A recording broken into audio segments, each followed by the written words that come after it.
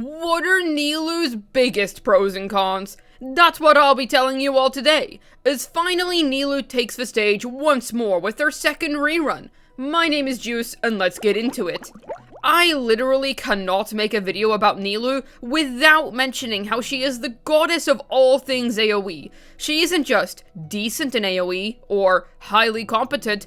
Oh no, she is insane. Nilou decimates heavy enemy waves in the blink of an eye.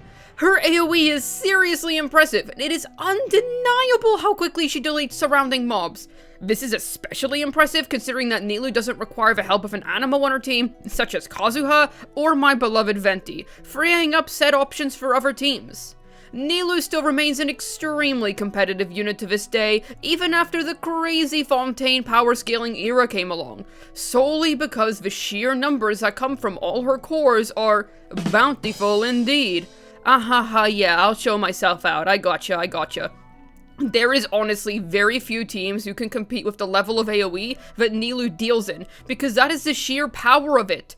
Also, she fulfills this niche to the literal peak of its ability. Think about all the cool characters we got in Fontaine. How many of them are truly as AoE as Nilou is? This is a particular field in which she excels. I literally cannot name another team which deals with heavy AoE for such a low investment cost that can do it the way Nilou does. Speaking of low investment, the fact that Nilou dishes out such bountiful numbers, for little to no time or resource investment is ridiculous. Yes, other fantastic AoE-based teams exist, but how many can you name which are at the top of the AoE meta, while also costing next to nothing to get off the ground running? Hear me out. Nilou builds an easy triple HP, requiring 0 crit whatsoever because Bountiful Cores can't crit, at least not on their own. Her teammates also generally build super easy stats with Kokomi going full EM, Baizhi going full HP, pure EM Nihira, full HP Yao Yao. You get the gist. Only really universal teammates that you probably already have built require more complex builds, such as Yolan for example.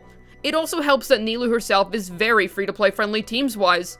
Don't believe me? Well, you can literally comprise a competent Bountiful Cores team out of Nilou herself, Yao Yao, Dendro main character, and Candace to infuse Yao Yao's normals with Hydro so she can trigger more blooms. A highly effective free-to-play setup coming right up. And she tends to use very free-to-play friendly supports, such as Nihira, and is super team efficient by using characters such as Kokomi, who otherwise aren't that highly contested over. For example, the fish has Bountiful Cores Bloom, Mono Hydro, and Freeze. The Bloom team is the strongest of this bunch, and the other two comps have super solid replacements available, so Nilou makes building two separate teams a breeze. You can also literally never level any of Nilou's talents and perform equally as well as a Nilou with leveled talents, because Nilou's own crit scalings don't matter in the team. All the magic is being done by her Bloom Ascension passive. You'll often hear Nilou described as an Ascension passive for Bloom, and it's honestly pretty accurate. This makes Nilou one of the most resource-efficient characters in the game and super easy to recommend to free-to-play players. She's also very unpicky with artifacts, happily taking up a 2-piece HP percent set. All she asks for is EM on her substats. Nilou will work right out of the box once you've pulled her. All she really asks for is to be leveled for 90 since Bloom and other core-based Dendro reactions scale really heavily off of level, which is the bare minimum when building a character anyway. All of this is balanced out by the fact that she's niche. Right? Alright. Nilou is in fact locked to Bountiful Cores Bloom, as her main gimmick literally ceases to function if you try to feed her teams anything other than Hydro or Dendro. Her teams are like a kid that refuses to eat anything other than chips with garlic sauce. But actually, Nilou isn't nearly as picky as you think. This is because, yes, while she only accepts those two elements, think about it like this. You know those chips from earlier? You can add seasonings. Except I'm from the UK, so ew, but I'm assuming you have actual taste in food. You can season Nilou's teams of so many different types of Dendro and Hydro characters because we have such a large roster to choose from. It really helps that those two elements contain a very consistent track record of viable characters, and characters that aren't that good on their own, like Candace, found a place within Nilou teams. Also, I know somebody's going to comment about it, so yes, I know that Candace works in AoE Arlecchino Vape. Take a look at all of the Hydro characters we have available right now. Basically all of them are viable in Nilou Bloom to varying degrees of success. And if we switch over to Dendro, essentially 80 to 90% of these characters are all viable within Nilou teams. As long as you have a competent healer by your side, of which you have many to choose from within Nilou teams, then the world is your oyster. Go come up with something fun out of the roster you have, and I assure you that if you're meeting elemental application requirements, then you'll be golden. Also, I don't like calling Nilou very niche, because AoE is not niche. Yes, in recent abysses, 2 to 3 targets seems to be becoming the new norm, but this current abyss as of posting has so many wuthering waves, dude. And Nilou Cores happen to be a team which is also very competent in multi-wave. So, whether you have a completely decked out roster, or if you're just starting out, assembling a Nilou team will not be difficult, and almost every Hydro and Dendro you own will be useful for her in some way, shape, or form. I'll delve more into her team specifics once I release my next Nilou guide. Hey, remember the part when I said that Nilou is an absolute AoE behemoth? What about the part where I said that Bountiful Cores can't crit, but not on their own? C2 Nahida, like holy crap, this team is a godsend at C0 R0 investment already, but high investment can do more for the team than you think. C2 Nahida will literally transform your Nilou teams into delete buttons. Like genuinely nothing is going to stand in your way at that point. Nahida is the storm that is approaching, encroaching, genuinely so worth your time. As for Nilou herself, Key of Kaj Nisut is a crazy amazing weapon for her, not to mention the team-wide EM buff it gives everyone based on HP, which is also ridiculous. If we assume your Nilou has 75k HP on Key, stay with me here, but 75,000 times 0.0056, which equals 420 EM. That's 46 more than double an EM sans. And as for the team-wide buff, 75,000 times 0.002 equals 150. She literally provides a nuclear amount of value with her weapon passive, and 75k on Key seems high, doesn't it? It's honestly quite achievable when you consider that you're building Nilou on HP only, on a weapon that provides you with a crap ton of HP. But even say if you have 60k HP, that's 336 EM, being 60 less than double an EM sounds, with 120 EM for your entire team. Her own C2 is also pretty solid, nothing groundbreaking, but the addition sure is nice. You can also invest in something like a C2R1 Yalan to counter lower target scenarios better, or get Nahida's weapon for even more team-wide madness. Also, while I can't speak on Nilou C6 nearly as much as Farina's, since I don't have a C6 Nilou, from the speedrunners I have spoken to, her C6 is genuinely beastly, and something to be reckoned with. Absolute monster in the quick clears sphere. The main flaw of vertical investment Nilou is that there's honestly only so far you can go with artifact and resin investment. I'm mostly praising her primo gem based high investment here, as there's not much further you can really do with Nilou and her team's artifacts.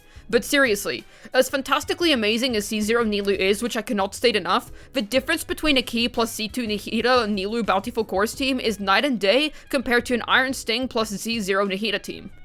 I want to take a hot minute to praise this Ascension passive to Bloom for doing what no other unit in the game currently does. Yes, Nilou does pretty much play as an enabler to make Bloom far more viable, but she does something super cool which I really like. Nilou modifies the reaction. No other unit does this. For example, Chevreuse is a fantastic Overload unit, but she doesn't fundamentally change what Overload is. Nilou takes Bloom Cores, juices them up to the absolute max by literally introducing a new type of Bloom Core, thus becoming the face of Bloom. This makes Nilou very hard to power creep or replace, because the role she plays is simply so individual to her. She fundamentally alters the makeup of the reaction, and in order to replace Nilou, Hoyoverse would have to make a unit that does what she does but simply better. So if you pull for Nilou, feel very secure in the fact that if you're looking to play Bloom comps, there is literally no other character better for the job. Now for the cons section. If I'm being honest, a lot of her flaws are nitpicks or things that aren't huge deal breakers. But I still consider them worth covering, so you fully know what you're getting yourself into when you pick up Twinkle Toes over here. Nilou's amazing AoE performance comes at the cost of Bloom Cores just being okay in single target. I'm gonna be honest, okay, and still clears pretty decently, is insane for an AoE dedicated unit like her. Most AoE dedicated units live and die on whether they can pull off their main AoE gimmick or not. Hate to call out my beloved Venti here, but it's true. No groupables, no cigar. Okay, enough Nilou glazing, this is supposed to be the calm section. But yes, her single target is going to be significantly more mediocre compared to pretty much any DPS in the Fontaine cast, or just any of our dedicated main DPS team in general. Still not really a deal breaker in my eyes, because you can add Yelan to your team as the Hydro to help with Nilou's single target issues. Problem solved.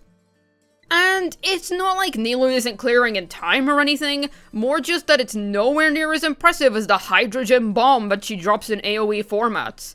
But if you're saving Yelan for another team, which is likely to happen, or if your Nilou's team's investment isn't up to snuff to clear a boss chamber in time, yeah, I think it becomes pretty clear that single target scenarios are not written in her job description.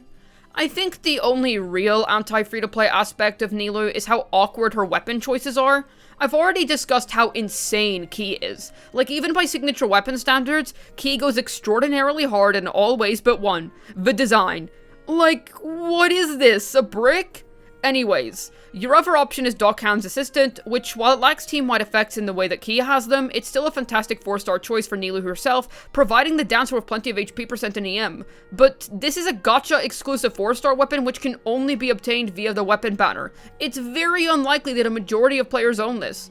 Ki also only recently became a better weapon since Farina can also use it now. Before that, it's very unlikely that you pulled for Ki outside of having Nilou unless it was an unlucky 50-50 loss, or if you're a really dedicated cookie enjoyer. I myself think chocolate chip Nutella is the best flavor, other opinions are simply incorrect. So Ki owners are few and far in between if you aren't already a Nilou simp. So you're left with the craftable Iron Sting, and all of her other options are EM based, which isn't as invaluable to her the way that HP is.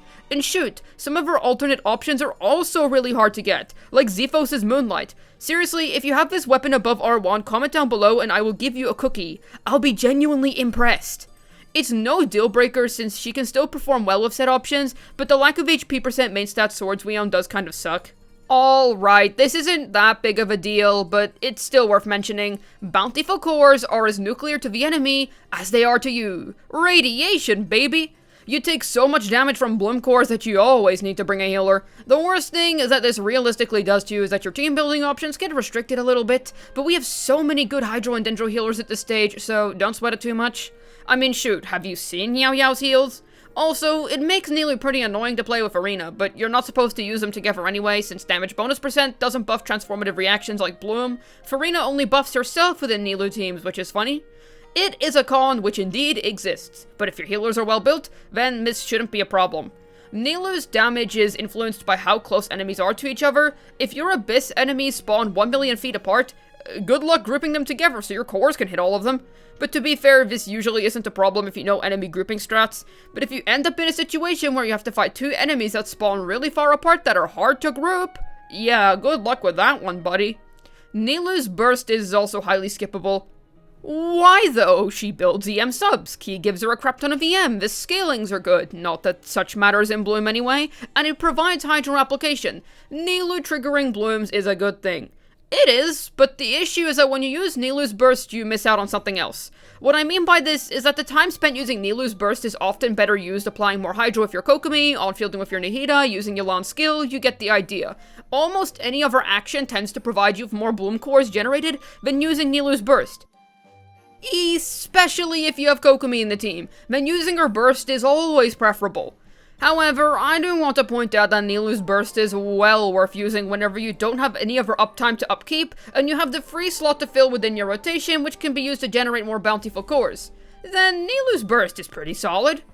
Nilou is a godsend to the free-to-play world, and will honestly really impress high-investment players as well. I was seriously looking forward to making this video because of how highly I regard this unit in terms of the current Genshin Impact meta. I used to underestimate her quite a bit, which I find goofy as all heck considering how powerful she was back then and still is. Genuinely worth the pull in my opinion, no questions asked. Come join my Discord server, which will be linked down below in the pinned comments and description, so we can all glaze Nilou together some more, and maybe follow my Twitter, where I post once every 40 days. Hopefully this video was able to tell you Nilou's biggest pros and cons. This has been Juice, signing out, and I'm still salty about the fact that her horns aren't real. Seriously, she'd be peak if they were, and they removed them in the new skin? Hoyo, why must you do this to me?